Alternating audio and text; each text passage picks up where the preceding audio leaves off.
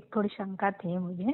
जी परसों के दिन क्या हुआ था, एक मैं आपसे एक बार और बात हुआ था मेरा। जी जी तो एक भाई जो थे तो वो ना उस दिन क्या हुआ था, वो मेरे घर में सुबह में मुझे बता रहे थे कि मुझे जो सपना आया था कि परमेश्वर मुझे आके मेरे घर में मेरे सपने में आए और मैंने उनके चरण पकड़े। ऐसे बोल के खाली बोले, फिर मुझे बोले कि मैं 12 बजे आके आपको बताता हूँ। जी तो मैं बोली अच्छा ठीक है। और मैं कपड़ा धो रही थी और आए सफेद कपड़े में एकदम आए, 10 बजे वो पहुंच गए मेरे घर। तो मुझे थोड़ा, मैं बोली कि मुझे थोड़ा बैंक जाना है, तो बोलते कि फिर मैं यहाँ से वापस चला जाऊँ क्या। और मेरा हमेशा ताला लगा ही रहता गेट में। तो मैं बोली नहीं नहीं नहीं, आप जाइए मत, आप आइए। तो वो फिर मैं गेट खोली, मैं बोली ठीक है मैं बाद में चल जाऊंगी, मैं तो नहीं जाऊंगी, आप आइए। फिर उनको अंदर बुलाए तो वो सीधा मेरे फोटो के पास जाके परमेश्वर के जाके खड़े हो गए और वहाँ पे अपना हाथ जोड़ के खड़े हो गए। तो मेरे शरीर में एकदम मतलब ऐसे कैसे करंट कैसे दौड़ता वैसे, और वो बोले मुझे भी ऐसे हो रहा है। तो फिर वो आके सोफा पे बैठ गए और मैं दीवान पे बैठी। तो मैं बोली, फिर थोड़ा देर वो मेरे तरफ देख ही रहे और मैं उनके तरफ, मुझे समझ में आ रहा था मैं क्या बोलूं और वो भी कुछ नहीं बोल रहे। फिर मुझे ऐसा एहसास हो रहा था कि आजू बाजू में मैं हूँ बेटा, मुझे पहचान, मैं यहाँ हूँ तुम्हारे पास में हूँ, तो मुझे पहचान, मैं यहाँ पे हूँ तुम्हारे आजू बाजू में। फिर मैं उनको बोल भी रही कि पता नहीं मुझे क्यों ऐसा एहसास हो रहा है, मेरे रोकते खड़े हो रहे हैं कि परमेश्वर मेरे आसपास ही कहीं खड़े हैं, मेरे भगवान मेरे आसपास कहीं खड़े हैं, बेटा मुझे पहचान, मैं यहीं पे हूँ तुम्हारे पास। और एक बार मुझे थोड़ा शंका भी हो गई थी कि मतलब सब लोग बोलते हैं कि मेरे घर आए मेरे घर आए। तो मैं ये बोली थी मन में कि परमेश्वर सबके घर आते, मेरे घर नहीं आते हैं। तो बोले कि बेटा तू पहचान मुझे। और मुझे ऐसे लग रहा था कि मुझे गोदी में उठा के इधर उधर लोरी सुना रहे हैं। और मुझे इतना मतलब खुशी हो रहा था अंदर में कि मैं क्या अब उनके बारे में क्या बोलूं, मुझे समझ में आ रहा, कितना वर्णन करूं मैं उनका, कितने गुण गाऊं, मेरे पास शब्द ही नहीं थे। मैं ऐसे मुंह से बोल भी रही हूँ कि मैं कितना वर्णन करूं, आज इतनी खुशी हो रही मुझे कि मैं बयान नहीं कर पाए। तो वो भाई बोल रहे कि हाँ आज आपके चेहरे पे बहुत खुशी दिख रही है, क्या बात है, आज बहुत आपका चेहरा चमक रहा है। मैं बोली पता नहीं आज अंदर से इतनी खुशी हो रही कि कितना मतलब कितना वर्णन करूं परमेश्वर का। तो फिर वो बैठ गए। मैं पहले उनको तो मीठा और जो शंकर पाड़े थे मीठा और पानी दी। और उसके बाद मैं बोली कि आप को चाय बनाती हूँ, तो बोलते थे ठीक है। तो मैं बोली आप काली चाय पीते हैं ना, तो उनके लिए काली चाय बनाई। फिर मेरा मन ही नहीं माना, फिर मैं बैठी बैठी और परमेश्वर सब मेरे मुंह से उगलवा रहे। सब में मतलब जो जो था कि मैं बोल रही कि नहीं मैं तो परमेश्वर को इतना ही मांगी थी कि मुझे एक छत दीजिए और 2 रोटी, 2 वक्त की रोटी और 2 कपड़ा, इतना ही बोलते। परमेश्वर ने मुझे इतना दे दिया कि मेरे मुझसे भी ज्यादा दे दिए। अब मुझे कोई चीज की जरूरत नहीं, खाली परमेश्वर चाहिए और मैं मोक्ष के लिए कर रही हूँ ये सब। अब मुझे खाली परमेश्वर चाहिए और मैं उनके बिन रह ही नहीं सकती, मतलब ऐसे उनको बोल रही थी। बोले हाँ क्या। तो मैं बोली ये जो भी मेरा है ना सब परमेश्वर का है, तो आप बोल दिए क्या। तो मैं बोली हाँ मैंने बोल दी। तो फिर वो बोले कि उनको बोले कि मैं वहाँ सत्संगत में आने के लिए रिजर्वेशन, तो खाली इतना ही वो बोले कि अभी रिजर्वेशन नहीं हो रहा, सब वेटिंग में, खाली इतना शब्द बोले, फिर कुछ नहीं बोले वो। तो पता नहीं मुझे ऐसे अंदर से हो रहा है कि मैं दंडवत करूँ। फिर मैं बोली कि मैं दंडवत करना चाहती हूँ, तो बोले हाँ कोई बात नहीं। मैं दंडवत की उनके सामने। फिर मैं बोली कि आप रोटी खा के जाइए, आप मेरे घर में खाना बना है आप खा के जाइए। तो फिर मुझे अंदर से लग रहा था तो मैं तेल के पराठे बनाई। तो मैं बोले आप तो घी का पराठा खाते हैं ना। तो बोले नहीं अभी रहने दो। तो मैं बोले नहीं मैं बनाती हूँ ना। तो फिर मैं बोले एक ही रोटी खाऊंगा। तो मैं फिर घी लगा के रोटी बनाई और बोले कि नहीं आप भी खाओ मेरे साथ। तो मैं बोली अच्छा ठीक है। तो फिर उनको घी का रोटी बना के दी और सब्जी दी और मैं भी 2 तेल का रोटी बना लेके पराठा नीचे में बैठ गई। और फिर मैं उनको बोली भी ये जो प्रसाद पहले खाए ना, तो बोल रहे थे कि ये आप भी खाओ। तो मैं बोली कि ठीक है कोई बात नहीं। फिर मैं उनको पलट के किचन में जाते समय फिर पलट के उनको बोली कि नहीं वो मेरा वाला प्रसाद है, आप खाइएगा मत, आप मेरे लिए छोड़े ना तो वो मेरा प्रसाद है। तो मैं बोल चलो ठीक है। फिर खाने के बाद खाना वाना खाई तो वो बोल रहे हैं कि आज इतना अच्छा लग रहा है ना, बहुत अच्छा लग रहा है। वो हमेशा मेरे घर में आते रहते हैं, पहचान के है। तो बोले बहुत अच्छा लग रहा है आज ना, इतना अच्छा लग रहा है ना, खाया एक रोटी खाया तो बहुत अच्छा लग रहा है। फिर उसके बाद ना एक मेरे मन में एक ऐसे मतलब लग रहा अंदर से कि वो जो मैं ज्योति का पैसा रखी थी, तो मतलब उनके हाथ में दो ज्योति का पैसा। साक्षात मुझे उनमें तो मैं उनको बोल भी रही थी, आपने ना पता नहीं मुझे परमेश्वर दिखाई दे रहे, मेरे भगवान दिखाई दे रहे आप में, तो पता नहीं क्या है, तो मुझे मुझे लग रहा है कि आप में मेरे भगवान का रूप है, ऐसे लग रहे हैं आपके रूप में भगवान मेरे घर में आए। तो फिर वो मैं उनके हाथ में ज्योति का पैसा 10,000 दे दी। तो वो बोलते अब घी ला के दूं क्या आपको? तो मैं बोले नहीं नहीं, घी नहीं चाहिए, मेरे ज्योति का पैसा है, तो आप ना आप वहाँ पे दीजिए, हाँ, ज्योति में, ये मेरे परमेश्वर के मैं हाथ में दी हूँ। तो फिर वो बोलते कि अच्छा ठीक है, अब मैं चलता हूँ। मैं बोली नहीं, मैं खाना खा रही हूँ ना, मैं खा के मैं हाथ धोती हूँ, तब तक आप बैठिए। फिर उनको ले जाके बेसिन में हाथ धुलवाए, और वो अपना गमछी निकाले थे पोछने के लिए। मैं बोले आप अपने गमछी से मत पोछिएगा, मेरे पास धुला हुआ है। तो फिर वो पोछे, और बोलते कि अब मैं जाता हूँ। तो मैं बोली नहीं आप रुकिए, मैं दंडवत करती हूँ। तो वो बोलते ठीक है। फिर उठ गए, खड़े हो गए, फिर मैं दंडवत की। एकदम सफेद कपड़े में आए थे, एकदम सिंपल। मैं वो ये भी पूछी कि अपने तो परमात्मा बोलते हैं ना कि बेल्ट नहीं लगाना है चमड़े का। तो बोलते नहीं, मैंने तो नहीं लगाया हूँ ना, मैं तो नहीं लगाया हूँ। फिर वो चले गए। वो चलने के बाद मैं गेट तक उनको छोड़ के आई। छोड़ के आने के बाद फिर पूरा दिन चला गया। शाम को 4 बजे फिर एक फकीर के रूप में गेट के पास खड़े थे। सफेद कपड़ा था, एक पंजाबी कुर्ता, गमछी था, एक उनका झोला था, और वो मोर पंखे नहीं होते हैं, वो हाथ में पकड़ के थे। और वो झोला पकड़ के, और हमको तो ऐसे कुपात्रों को दान देना ही नहीं है, तो मैं किसी को देती नहीं हूँ। तो एकदम कचरे की बाल्टी में लेके जाते, एकदम मेरी आत्मा उनके तरफ खींच रही है। लग रहा है कि मेरे परमेश्वर आ गए हैं गेट के पास। तो फिर मैंने ताला खोले, तो मैं बोली आपको क्या चाहिए, आपको मैं क्या दूँ? तो बोलते देखो बेटा, ये सब लोग ना 10-5 रुपए दे रहे हैं।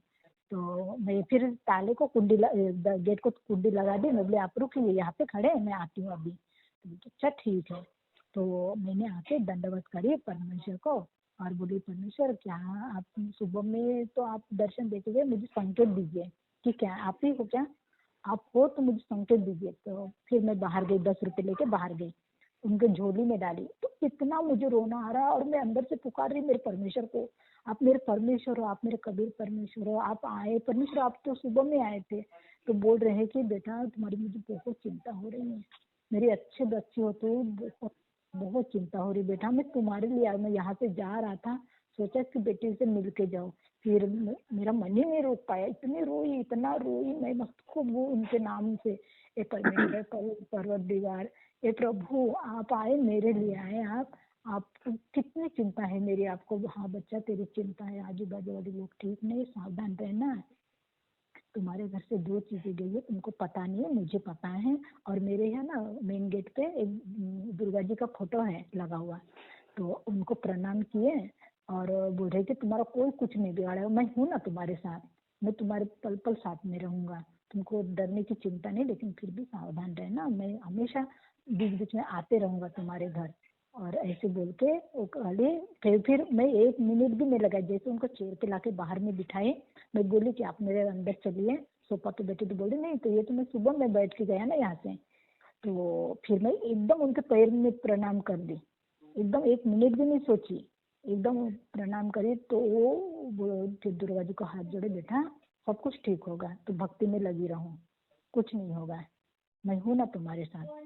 फिर वो, तो फिर एक बार और बोले कि बेटा कुछ और होगा तो दो। तो मैं बोली मैं तो ज्योति का पैसा दे दीजिए, ठीक है।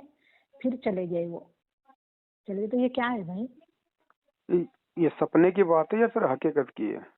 हकीकत, ये दिन की बात, हकीकत हकीकत दिन में हुआ ये सब चीज मेरे साथ। तो मेरे घर के लोग वो बोल रहे हैं कि आओ आप किसी को भी दान देती हो, आप किसी को भी आने देती हो। मैं बोली नहीं बाबा, तुम नहीं समझ रहे, मेरे परमेश्वर हम कोई भी रूप में आता हम नहीं पहचान पाते, लेकिन मैं इतना किसी के लिए आत्मा नहीं रोती। मैं चिल्ला चिल्ला के बोलूँ कि आप मेरे परमेश्वर हो, आप मेरे कबीर परमेश्वर हो, आप मेरे भगवान हो, आप कितना आपको मेरी चिंता है। आप सुबह में आए थे परमेश्वर, अभी भी आए, कुछ भी नहीं बोले, वो खाली सिर हिला रहे थे, रूप कौन कुछ सा भी था? नहीं बोले। हाँ, गुरु जी का रूप था या कोई और था? नहीं परमेश्वर का रूप था वो, एकदम उनके कौन अंदर कौन मुझे दिख रहे। कौन से परमेश्वर का रूप था? मुझे एकदम संत रामपाल जी महाराज इनके अंदर में दिख, नहीं उनके नहीं ऊपर नहीं दिख नहीं रहे नहीं, थे मैं चेहरा, कह रहा हूँ और अंदर में चेहरा गुरु जी का था या कोई और था? नहीं नहीं नहीं, वो तो चेहरा दूसरे का था, लेकिन उनके अंदर मुझे परमेश्वर दिख रहे ना थे, ना ना ना कबीर ना परमेश्वर ना, दिख रहे थे। ये गलती मत करना बहन दोबारा। ये आपको एक वार्निंग है, आप थोड़ा सा मतलब ध्यान दे लेना। अच्छा। ये वार्निंग है आपको, ये फर्स्ट टाइम। अगर दोबारा आपने ऐसी गलती की तो बहन जी बहुत बड़ा धोखा खा जाओगी। तो भाई 2 जन आए थे, फिर सुबह में एक आए चाहे थे, तो 20 वो तो आओ, अभी वो चाहे जुड़े 2 हैं। आओ, चाहे 50 आओ। नहीं, वो सुबह आए थे, वो जुड़े हुए अभी अभी वो आएंगे सत्संगत में मेरे साथ ना ना वहाँ ना पे। ना ना, मत भूल करना। ये मैंने आपको उसी दिन बोल दिया था, आपने मेरे से बात की थी ना। हाँ दास हाँ ने हाँ। आपको उसी दिन बोल दिया था बहन जी सावधान रहना। तो उनको जो मैं ज्योति का पैसा दी, तो वो वो बोल आपने रहे कि बहुत मैं, बड़ी गलती कर दी आपने। वो बोल रहे कि मैं दे देता हूँ करके आपने वापस। बहुत बड़ी गलती कर दी आपने। हाँ, तो ऐसे तो वही कोई भी उस आके दिन ठग फोन लेगा किया। आपको, काल कोई भी रूप बना के ठग ले जाएगा। यदि आपके तो गुरुजी का रूप नहीं है तो वो काल है। लेकिन फिर मुझे ऐसे तो बोल रहे थे कि मैं आऊँ तुम्हारे आसपास ही, और मुझे इतना मतलब ऐसा लग रहा कि मेरे आसपास तो परमेश्वर है, काल मेरे भी रहता है परमेश्वर। हमारे 24 घंटे। तो इसलिए अभी 2 दिन से थोड़ा ना अंदर में थोड़ा डर डर सा थोड़ा ऐसे बहन जी रात बहुत में। बड़ी आपकी ये गलती है। अगर हकीकत में यदि ऐसा होता है और यदि गुरुदेव नहीं है हकीकत में तो वो काल है, ध्यान रखना। ओ, अगर काल भी नहीं है और अगर गुरुदेव भी हैं तो वो आपकी परीक्षा है कि चलो आज और तो मैं आ ये गया किसी और का रूप बना के, कल को अगर कोई और आ गया, अगर काल आ गया तो तू तो भाई तू तो ठगी जाएगी। अपने पति के अलावा, अपने परमेश्वर के अलावा हमने किसी के सामने समर्पण नहीं करना। ना किसी को कोई पैसा देना, ना ज्योति का, ना पाठ का, ना किसी को हमने दंडोत करना। ये आपने 2-3 गलतियां कर दी आपने बहुत बड़ी। ये आपकी रिहर्सल समझो बहन जी। और भाई क्या हुआ था, मेरी बेटी है ना, तो वो कैसे वो परमेश्वर को मानती नहीं, भगवान को नहीं मानती। तो वो तो इसमें है सब, वो ये दुर्गा जी की इनकी पूजा करती। तो भाई क्या हुआ उस दिन, मुझे पता नहीं था। मेरे घर में मेहमान आए थे, बहन आई थी, तो उनको छोड़ने वहां तक गई थी। तो बेटी के घर में वो उपास करके थी, तो उस दिन मैं पानी पी, मैं उसके घर में पानी नहीं पीती उस दिन, उसका उपास था, पानी पी, मुझे नहीं पता था। तो मैं ये सोच रही थी वो गलती है तो परमेश्वर हो सकता है कि मुझे मेरी परीक्षा लेने आए कि तुम कितना मुझे जान सकती हो। नहीं नहीं नहीं नहीं, कोई परीक्षा नहीं, कोई कुछ नहीं है। हकीकत में यदि गुरुदेव हैं तो गुरुदेव हैं, और अगर गुरुदेव के रूप में कोई और है, चाहे वो कितनी एक्टिंग करे, कितना सफेद कपड़ा पहने, कितना ही प्यार से बोले, कितना ही कुछ कहे, हमने उसको काल ही समझना पड़ेगा। ऐसे तो हम और धोखा खा वही जाएंगे। ऐसे तो कोई भी गुरुजी का रूप बना, ऐसे तो कोई भी जो है किसी का रूप बना के आ जाएगा। तो अभी वो अभी सत्संग उनको आज आज क्या हुआ, आज सुबह में वो फोन किए मुझे, बोल रहे कि मेरे यहाँ ना एक फकीर आए थे और बोल रहे थे कि तुम्हारे ऊपर अभी बहुत सारी जिम्मेदारी आने वाली है, तो तुमको उसको संभालना है। तो वो अभी अभी सत्संगत में आएंगे, वो रिजर्वेशन किए हैं, आज सत्संगत में आएंगे, वो वहां से बात कर रहे हैं। तो बोल रहे कि मुझे भी आज एक फकीर आए थे, बोल रहे कि बेटा तेरे ऊपर अभी जिम्मेदारी आने वाली है, उसको कोई तुझे फकीर निभाना है। नहीं है, परमात्मा आएगा तो परमात्मा को अपना रूप दिखाने में शर्म आती है क्या?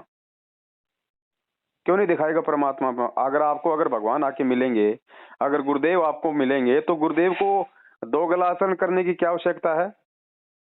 क्या गुरुजी अपने रूप में नहीं आ सकते? क्या गुरुजी को डर लगता अपने रूप में आने में? ये सारा ये काल का चाल होता है बहन जी, ध्यान रखना। किसी भी प्रकार से तो ठग लेगा वो। तो भाई वो अभी तो मुझे बोल रहे कि आपको मैं दे दूं क्या पैसा वापस, तो ले लूं, क्या करूं मैं। अब किससे लोगी आप?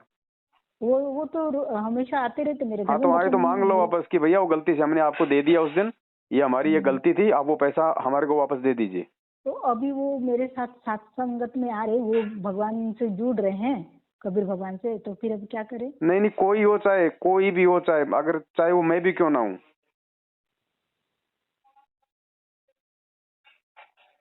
तुरंत मांगो उससे अपना पैसा वापस ले लो उससे।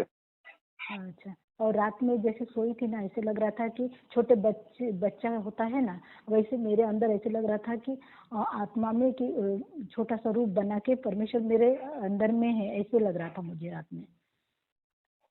देखो बहन जी, चाहे हकीकत हो चाहे वो सौपन हो, जब तक हम ज्ञान वो को आधार सपना नहीं था। बनाएंगे हम बहुत बड़ी मार खा जाएंगे। आज आपने भाव में आके अपना परमेश्वर समझ के आज आपने उसको 10,000 दे दिए, कल को वो कह देगा, क्योंकि काल भी तो मन की बात जानता है, कल को कह देगा बेटा मेरे को जो है मतलब 20 तोला सोना चाहिए, मैं तेरे को फिर लौटा दूंगा वापस, ले ला के रफू चक्कर।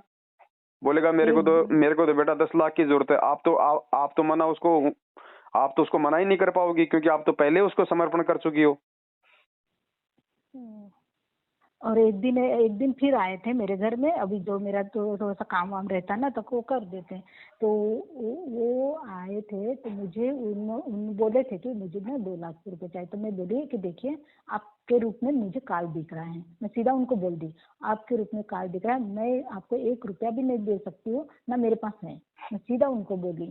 देखो बहन, आपको दास ने उसी दिन आज से 5-7 दिन पहले जो बातचीत हुई थी, दास ने आपको पहले ही संकेत कर दिया था कि बहन जी सावधान रहना, ठीक है ना, अपने बेटा बेटी पे कोई भरोसा करना, ना किसी और पे कोई भरोसा करना, ज्ञान को आधार बना के चलो, भगवान को जरूरत है नहीं इन पैसों की, दूसरे को अगर किसी को जरूरत पड़ेगी तो वो आपको छलबल करेगा, फिर ध्यान रखना।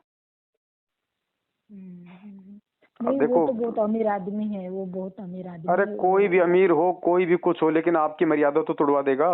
हाँ ये तो बात है भाई। कल को तो लेके नहीं देगा, आप उस अमीर का क्या कर लोगी, क्या बिगोड़ लोगी आप उसका अमीर का? और अमीर है तो फिर उसको जरूरत काहे की है?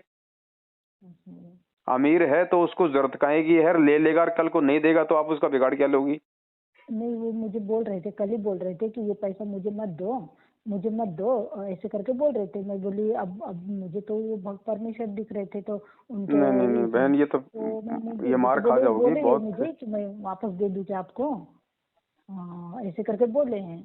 और बोले अभी सत्संग से भी वो जुड़ने के लिए अभी फोन इधर उधर ना वो जुड़े ना जुड़े, हमें कोई लेना देना नहीं है उससे, हमने अपनी मर्यादाओं को प्रथम ध्यान रखना है। तो अभी मैं वो जो अभी जयपुर अभी कहीं तो भी है ना अभी सात संगति आपके घाटकोपर में है ना 27 तारीख को? हाँ, तो वो वहाँ का रिजर्वेशन करके मैं भी आता हूँ और मुझे भी परमेश्वर का वो भी ज्ञान सुनते हैं ना, परमेश्वर का।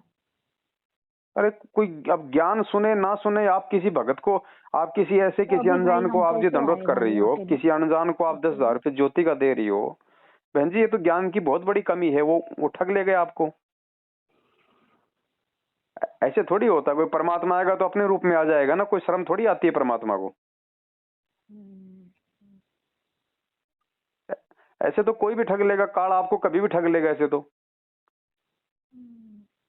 तो भाई ये कब का है अभी वहाँ पे? बहन जी पहले इस बात का निर्णय करो, वो तो ठीक है, वो कब का है वो कब का नहीं है, ये गलती मत कर देना दोबारा कभी जिंदगी में। तो अभी हम कैसे आ सकते भाई फिर अकेले, हम तो उधर देखे भी नहीं ना कैसे। अब वो तो बहन जी आप देखो, तो आप वहाँ पे कैसे जा, मैंने आपको उस बहन का नंबर दिया था, आपने बात की उससे? नहीं, बात किए थे तो वो बोल रहे थे कि वो अभी तो ज्ञान ही पढ़ रहे थे, वो नहीं आ सकते करके ऐसे बोले। अभी तो उनको ज्ञान समझ में नहीं आया है तो वो नहीं आ सकते। किसको ज्ञान समझ में नहीं आया?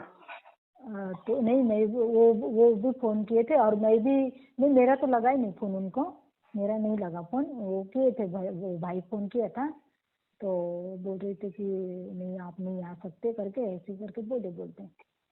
नहीं, मैंने आपको जिनके नंबर दिए थे वो तो खुद ही सत्संग करवा रही है, उनको क्या ज्ञान समझ में नहीं आया?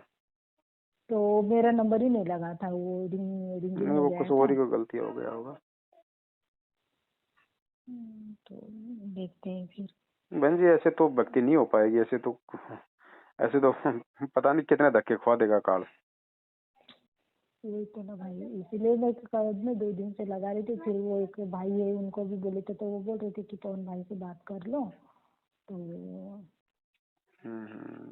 अब देख लेना, दास ने तो आपको बता दिया है। लेकिन मैं अपनी नहीं भाई ये देखिए, लेकिन मैं अपनी भक्ति नहीं छोड़, मेरा तीनों टाइम का आरती। अरे भक्ति तो नहीं छोड़ोगी, साथ में मर्यादा भी तोड़ोगी, भक्ति भी नहीं छोड़ोगी तो फिर फायदा क्या उस भक्ति का? अब मैं अपने पति को भी नहीं छोड़ूंगी, सुबह शाम उसके मतलब की चप्पल की भी मारूंगी तो फिर फायदा क्या? अब वो 10,000 रुपए का कुछ भी गलत प्रयोग करेगा, वो कर्म किसको भोगना पड़ेगा? और आपने उसको दंडोत कर दिया, आप अपने गुरु से तो आप जी दूर हो गई। दंडोत किसको किया जाता है बहन जी? आपके मतलब 2 गुरु हैं क्या? तो वो तो तोड़वा गए आपकी मर्यादा, आपको तो खाली कर गए वो भक्ति से। अब क्या करोगी बहन जी? ध्यान रखो इन चीजों का। ये हम कोई बच्चों का खेल थोड़ी खेल रहे हैं, परमात्मा की भक्ति है ये। ऐसे तो कल को मैं आ जाऊंगा, आप तो मेरे ऊपर जमल की आसक्त हो जाओगी, आप तो मेरे को दंडोत कर दोगी कि मेरे को तो आपके अंदर परमात्मा दिखाई दे रहे हैं।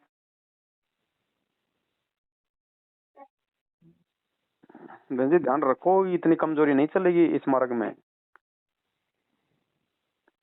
ये तो 650 साल पहले वाली घटना है। तो ये थोड़ी है कोई कि भाई आज भी शिक्षा लेके भी, इतना ज्ञान सुन के भी हम हर किसी को अपना परमात्मा के रूप में स्वीकार कर लें, हर किसी को।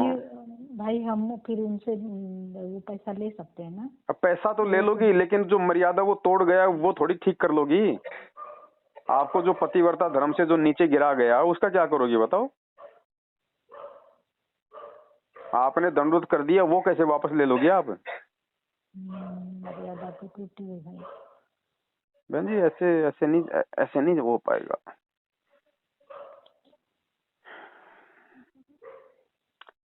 अब चलो जो भी है परमात्मा से समय ऐसा ना करो, आगे ध्यान रखो बहन इन सब बातों का। ऐसा नहीं चलता, इतना बोलापन थोड़ी चलेगा इस भक्ति के अंदर। फिर फायदा क्या हुआ फिर आज ये सत्संग सुनाने का गुरु जी के द्वारा, ये तत्व ज्ञान देने का, शिक्षा देने का।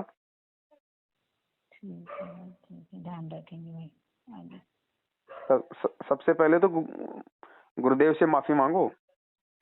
ठीक है भाई। और आगे से स्पेशल ध्यान रखो। बिल्कुल भाई, गुरुदेव को आने की आवश्यकता है नहीं, क्योंकि गुरुदेव ने ज्ञान दे दिया, ज्ञान ही हमारा गुरु है। दूसरा कोई आएगा तो वो आपको ठग रहा है, फिर वो काल है, फिर ध्यान रखना इस बात का। इसीलिए मुझे ना पता नहीं अभी रह के ना अंदर में ना थोड़ा थोड़ा हल्का सा डर लगने लगा है। नहीं तो भैया ऐसे तो कभी भी ठग लेगा। अब वही अगर कल को फिर आ जाएगा और बोलेगा बेटा मुझे 5 लाख रुपए की जरूरत है, आपके पास तो है पैसा, आप तो उसको मना कर ही नहीं पाओगे, क्योंकि आपको लगता है ये तो मेरा गुरु है, और गुरु जी को मना कर दूंगे तो फिर इस पैसे का फायदा क्या? वो तो ले जाएगा, ठग ले जाएगा, आपको मर्यादाओं से भी ठगेगा, आपको पैसे से भी ठगेगा।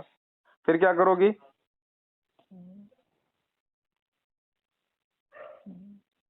ऐसा नहीं बहन जी, ध्यान रखो इन बातों का। काल है ना, ऐसा कोई इतनी आसानी से थोड़ी कोई मोक्ष होने देगा।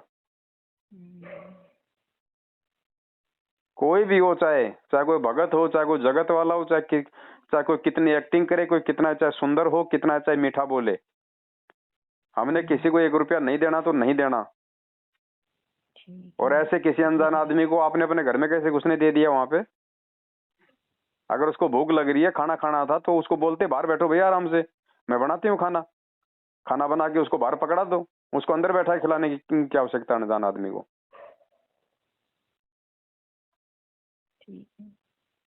ये ध्यान रखो बहन जी, धोखा खा जाओगी बहुत बड़ा, ध्यान रखना।